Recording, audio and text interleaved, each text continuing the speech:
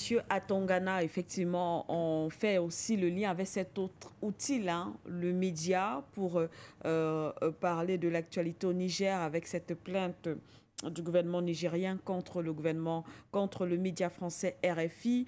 On parle d'une vaste campagne de désinformation orchestrée par RFI dans un montage grossier et honteux à relents génocidaires. Le gouvernement a donc décidé de porter cette plainte, notamment pour incitation au génocide et au massacre intercommunautaire sur le territoire malien. À côté de cela, effectivement, sur le territoire nigérien.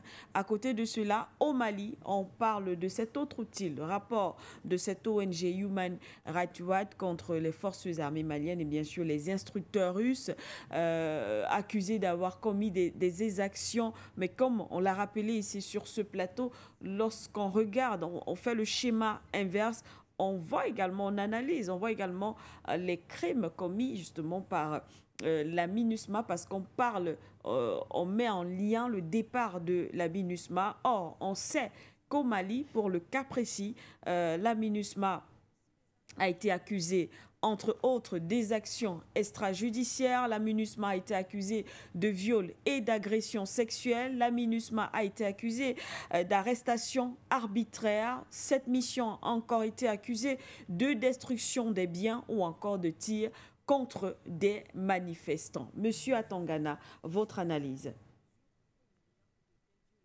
En fait, on est là dans une réalité qui existe depuis les indépendances. Parce que pour que les bases militaires restent et protègent les intérêts des néocolons, parce qu'en fait, ils n'ont pas voulu notre indépendance, ils ont voulu qu'on passe de la colonisation, qui était déjà une forme d'esclavage, à la néocolonisation, qui était encore de l'esclavage. Et là, ils essayent qu'on passe à de l'esclavage 2.0. En fait, le schéma reste le même.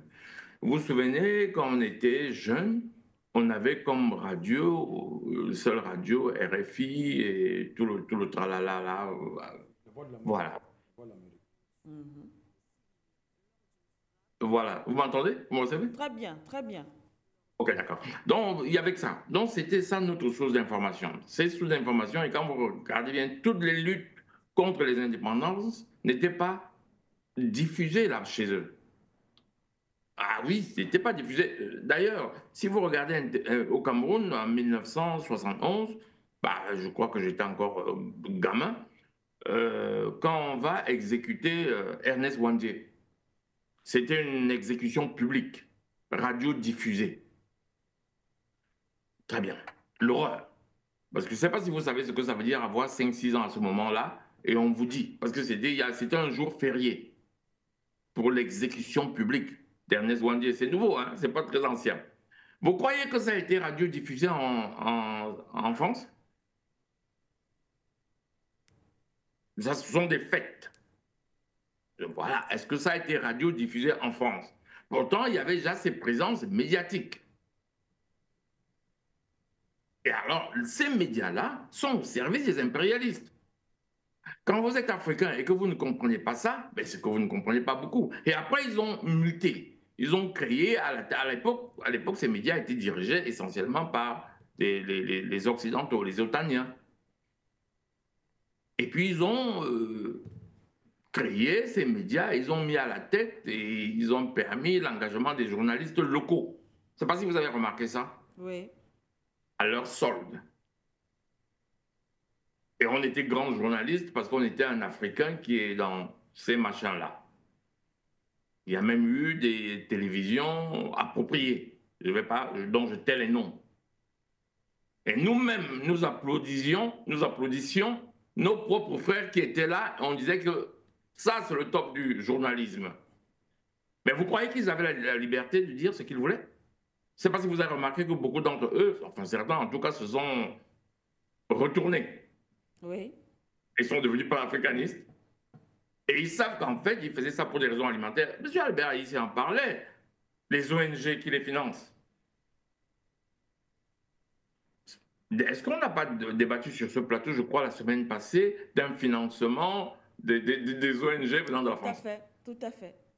Et que je me souviens, j'avais demandé, au fait, c'était d'ailleurs en millions d'euros. j'avais la première question que j'avais posée, c'est est-ce que vous utilisez l'euro en Afrique?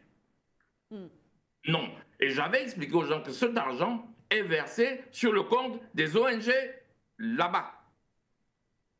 Et que c'est essentiellement pour payer les cadres, pour résoudre, parce qu'il ne faut pas penser qu'ils font ça pour rien. Ils font ça pour résoudre les problèmes de chômage chez eux. Alors ils vont essentiellement occuper des Otaniens, des Occidentaux chez eux. Mais alors, comme on ne supporte plus leur présence dans les rues, ils vont alors chercher 2-3 petites personnes qui vendent n'importe quoi pour vivre. Ils sont prêts à vendre leurs fils, leurs pères, leurs enfants pour vivre. Et on appelle ça les... Il y a l'actualité en plein Cameroun. Hein. Vous vous souvenez que le ministre de l'Intérieur camerounais a décidé que certaines ONG étaient dans le blanchiment d'argent. Oui. C'est en pleine actualité. Mais là, elles étaient camerounaises. Sous le truc des droits de l'homme, ces gens-là sont là et pour eux, c'est un moyen de vie. Ces personnes-là, c'est un moyen de vie. Alors, elles sont là comme Triple A disait, ce sont ces personnes-là qui donnent les informations. Et ces informations sont soi-disant des témoignages directs. Témoignages directs. Attendez, je ne sais pas si vous avez vu ce qui s'est passé en Syrie. Vous avez vu le prisonnier qu'on a allé enlever. C'était quand même, c'était tellement grossier. La journaliste américaine qui trouve un prisonnier qui est en prison depuis 3 mois, qui n'a pas vu. Est-ce que vous savez ce que ça veut dire être en prisonnier pendant 3 mois sans avoir vu la lumière, sans avoir la possibilité de marcher? Même quand on vous sort de là en chaise roulante, vous ne pouvez pas vous mettre debout. Vous ne pouvez pas regarder la lumière. Vous avez vu le montage? Je voulais prendre un exemple pour dire c'est comment ils font la propagande. Mais tout le monde a avalé ça. C'est parce que vous avez vu ce montage-là où on allait chercher un prisonnier que Bachar Assad avait mis en prison et que c'est la journaliste américaine qui allait découvrir. Oh nom de Dieu, c'était tellement grossier. Et tout le monde regardait ça, gens ne se disait pas, mais c'est pas crédible ce que vous faites là. Donc c'est la même chose. Donc il y a ces ONG, dont je rappelle d'ailleurs qu'ils ne nient pas, Colin Powell le disait, pendant qu'ils envahissaient l'Afghanistan. C'est un pouvoir démultiplicateur de leur force. C'est Colin Powell qui le dit. Une partie importante de leur combat. Moi, je n'invente rien. C'est Susan Nessel, une collaboratrice étroite de Hillary Clinton, qui va inventer le Smart Power. Le Smart Power, c'est les ONG qui font leur politique. C'est comme des armées. Et alors, très, très souvent, ils nous font le coup. C'est-à-dire qu'après, vous savez, quand on s'est plaint des colonisations, ils ont pris le noir dont on avait décrété qu'il était un bon noir, on l'a mis à la tête de l'État pour continuer à jouer le rôle du colon, mais à la peau noire. C'est la même chose qu'ils font avec des organisations soi-disant non gouvernementales. Elles sont non gouvernementales, vous me faites rire. C'est exactement comme en termes de réciprocité. Parfois, Anatole ici vient de parler de la réciprocité médiatique. Oui. Comment voulez-vous avoir la réciprocité si vous n'avez pas les moyens pour aller financer un média en France? Vous appelez ça réciprocité? Vous avez les moyens d'avoir une chaîne de télévision de type leur mainstream là-bas en France? Donc sur le papier, c'est de la réciprocité, mais ils savent que vous n'avez pas les fonds pour ouvrir ça, pour faire concurrence à leurs médias mainstream. Mais eux ont les fonds pour faire concurrence à nos médias mainstream chez nous. Au point où nous commençons à penser que eux ont raison. Vous savez, les Africains qui écoutaient beaucoup plus ces médias que les médias africains. Heureusement qu'il y a un changement de la donne. Mais cette réciprocité se retrouve aussi, nous avons discuté sur ce plateau, vous vous souvenez, de la fiscalité, quand on expliquait que les entreprises françaises ne peuvent pas payer les redevances fiscales sur le sol africain, c'était en l'occurrence le cas du Niger, parce que les entreprises nigériennes ne payent pas. Mais ils savent très bien qu'on n'a pas les moyens de créer des grosses sociétés en France. C'est quoi ça, une société sur votre territoire mais elle ne paye pas la fiscalité parce qu'elle risquerait sous condition de payer une double fiscalité. Conséquence, en fait, les sociétés sont chez nous, mais elles ne payent pas de fiscalité. Parce qu'on nous ouvre la possibilité d'avoir des sociétés chez eux qui ne payent pas de fiscalité. Expliquez-moi, on va chercher les fonds pour aller créer ces sociétés chez eux, alors qu'on n'a pas déjà les fonds pour créer les sociétés chez nous. C'est une arnaque. Je me demande même qui signe souvent ce genre de contrat.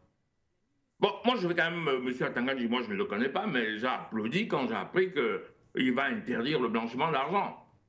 Je ne sais pas, les gens qui étaient contre ça, ils ne comprennent rien. D'abord, ces ONG, comme toute personne morale, doivent déposer leur bilan. Toute personne physique ou morale qui a une adresse dans un État doit déposer son bilan auprès de cet État pour des raisons fiscales. Parce que tout le monde paye les impôts, que ce soit une société, une organisation non gouvernementale ou des particuliers. Oui. On oublie tout ça. Et eux, chez nous, ne déposent pas leur bilan. Il y a aussi nos contrôleurs fiscaux qui, je ne sais pas comment ils ne font pas bien leur boulot. Parce que tout le monde, l'administration fiscale peut saisir n'importe qui, n'importe quand, pour justifier les mouvements de fonds. Ne serait-ce que pour des raisons fiscales et faire des redressements fiscaux. Et en même temps, détecter les blanchiments d'argent.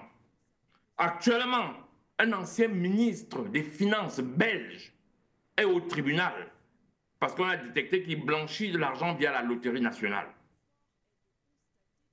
Actuellement, c'est en cours.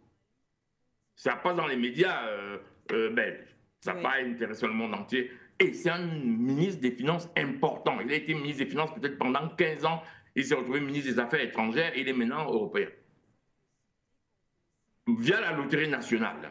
Je ne vais pas rentrer dans les détails de comment il faisait. C'est-à-dire, en fait, on estime qu'il a blanchi à peu près 200 000 euros sur je ne sais plus combien d'années et qu'il avait encore 800 000 euros à blanchir. Moi, je n'invente rien. Ce sont des faits et ce sont les journalistes belges qui le disent. Moi, je prends juste ça en exemple. Mais M. Reynders est un homme important. C'était le président d'un des plus grands partis de Belgique. Le MR. C'est pas monsieur n'importe qui. Et alors, on a quand même trouvé qu'il blanchit l'argent via la loterie nationale et il est tenu de s'expliquer. Comment voulez-vous qu'il y ait des ONG au Cameroun et en Afrique qui ne déposent pas leur bilan pour qu'on contrôle le bilan? Et pendant ce contrôle fiscal, on doit savoir l'origine des fonds, l'utilité des fonds et éventuellement la fiscalité, appliquer les lois fiscales.